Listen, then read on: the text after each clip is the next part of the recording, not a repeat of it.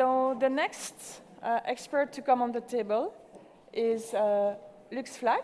So I'm welcoming Isabelle Delas and Annemarie Arens. And they will share the insight and expertise on steering impact in international climate finance through labeling.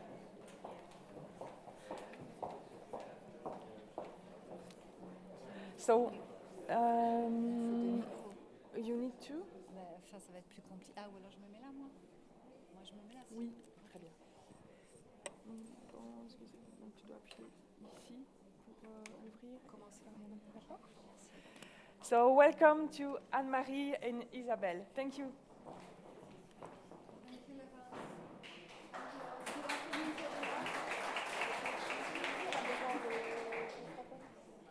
Thank you also for the big applause, because it's true, we are in the afternoon and it doesn't work. It's usually like that, always.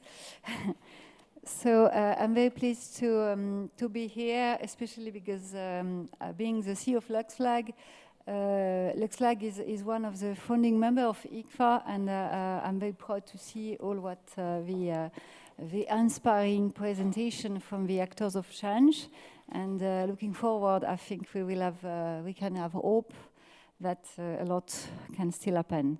So allow me to introduce and to welcome Annemarie. So as most of you know, Annemarie is a financial services professional with a broad spectrum of international experience. She's an independent director, chairwoman, and consultant to financial services, funds and companies. Annemarie has worked mainly in Luxembourg, carrying international responsibility across Europe. Annemarie started her professional career in the financial industry in 1985, working for AXA Insurance, prior to joining Berenberg Bank in 1991.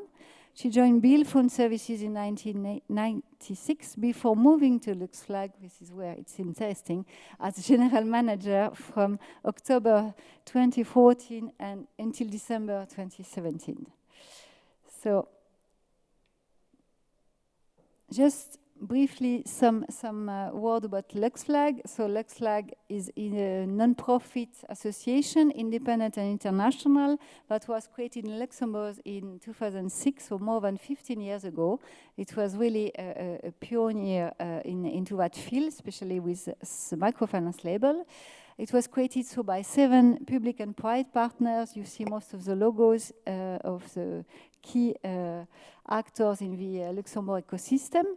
And LuxFLAG mandate is to promote the raising of capital for the sustainable finance sector by awarding a recognizable label to eligible financial products, impact label. So we have 4 impact labels at the moment, which are the microfinance, the environment, the green bond, and the climate finance label. And we have also now created more recently 3 sustainability transition labels, the ESG label, and the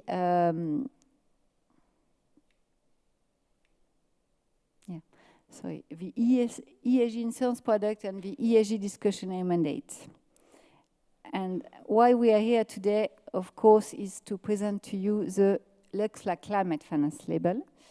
So I would like to ask Annemarie, because she has been leading that exercise when the label was created in 2016. What is the LuxFLAG Climate Finance Label, and how does it differ from other sustainable finance labels? What was the rationale behind the creation of that impact label for LuxFLAG? What's the role you see for climate finance labels playing, facilitating the alignment of investments with global climate goals such as the Paris Agreement? Good afternoon, and thank you for having me. That's quite a lot of questions in one. Yeah.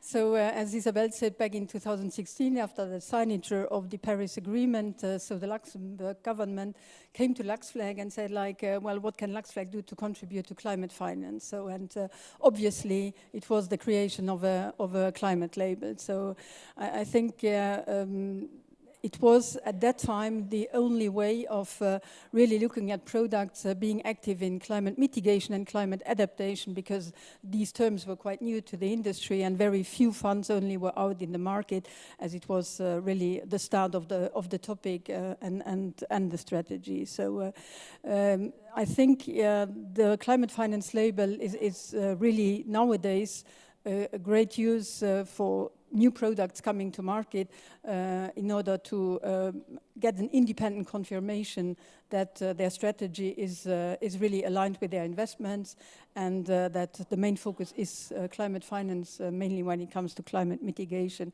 and climate adaptation.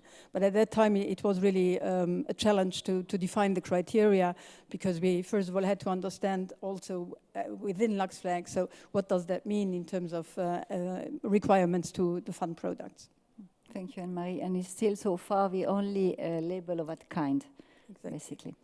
So what challenges or barriers do sustainable investment fund managers face when seeking the LuxFLAG Climate Finance Label, and how can these challenges be addressed?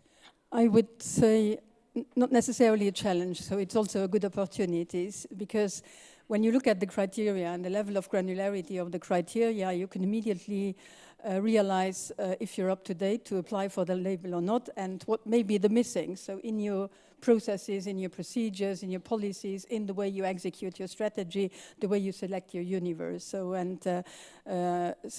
some new experience, it's certainly also on a daily basis. So some product initiators come to LuxFLAG and they would like to apply for the label because they believe it is a tool to attract investors, but they may not necessarily comply with the criteria up front. So, but the granularity helps them really addressing the right things, the missings, and once they are ready, they can apply. So, as I said, it's a challenge to receive the label, but it's an opportunity to know where the gaps are and what you need to fill in terms of gaps. Thank you. That's exactly precisely why LuxFLAG exists, and what we are also a non-profit association, and it's part of our mandate to support the sustainable finance transition. So also, what can you share with us, any success stories or examples of financial products that have been awarded the LuxFLAG Climate Finance Label and the positive impact they have had on climate change? Yeah, I think that's certainly the reason why I'm standing here. Yeah, there are several reasons, but yeah. So I'm the chairperson of a board of directors of one of the first funds being awarded the Climate Finance Label. And when we applied for the label, so we experienced a little bit of what I just explained. So, but once we had been awarded the label, it was really in the fundraising period of the fund, and managed by Blue Orchard. And so every potential investors, so once they have been told that the product has been awarded the Climate Finance Label as one of the first products receiving it and being compliant with the criteria, so that was for some investors certainly one main reason to invest into the fund. And despite the fact that the fund is closed, so we still continue to have the label, because it's a brand you can use also, as I said earlier on, so because it's an independent observation and appreciation of the fund. So it is part of our investor report on a quarterly basis. So we are really, really very pleased to be awarded that label on top of the microfinance label, because we have both labels of LuxFLAG for that specific fund. Yeah. Thank you. And both impact labels are quite stringent and difficult to get. So. Exactly. How can climate finance labels help mobilize also private capital towards climate-friendly initiatives and projects? I think so.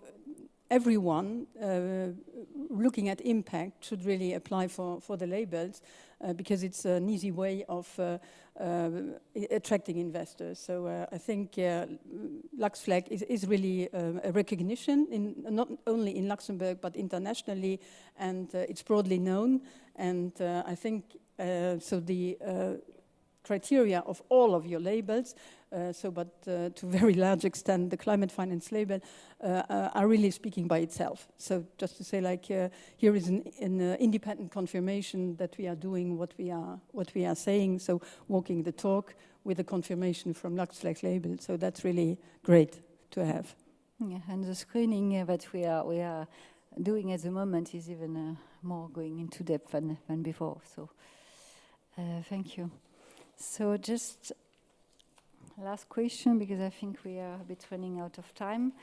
How does the LuxFLAG Climate Finance Label benefit society and the environment beyond just providing clarity and credibility for investors? So I believe it's even though we heard earlier on a lot already about data, but the label can also be considered as kind of a measurement tool. In the absence of climate mitigation and climate adaptation measurement standards, at least detailed measurement standards, it can be considered really as being part of market practices and measurement tool to be used, and creating an added value on top of the MSCIs of the world. So. Thank you, Annemarie, for being so proud of getting the label and being also one of the initiators of that label.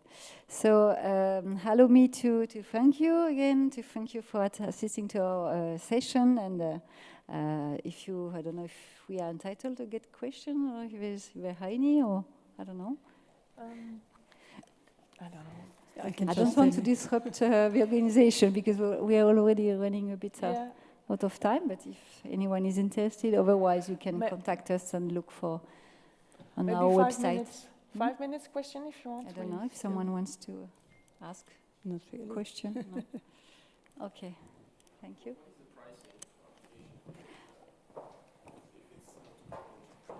It's official. It's 3,000 per the application review per fund. On a yearly basis? Yeah, on a yearly basis. It's an annual label which is granted by the board, and it's just can get renewed. And that's at the moment, that's how it is. And we have a special applicant from the status label for the one that are not yet fully in place. But yeah.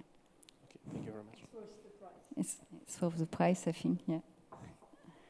It's a process that is lasting for 3 months, with 5 levels of reviewers. Other question? Okay. Thank you. Thank you very much.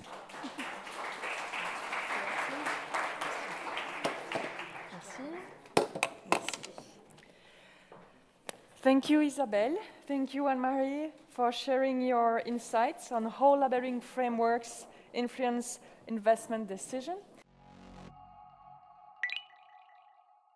Apply now.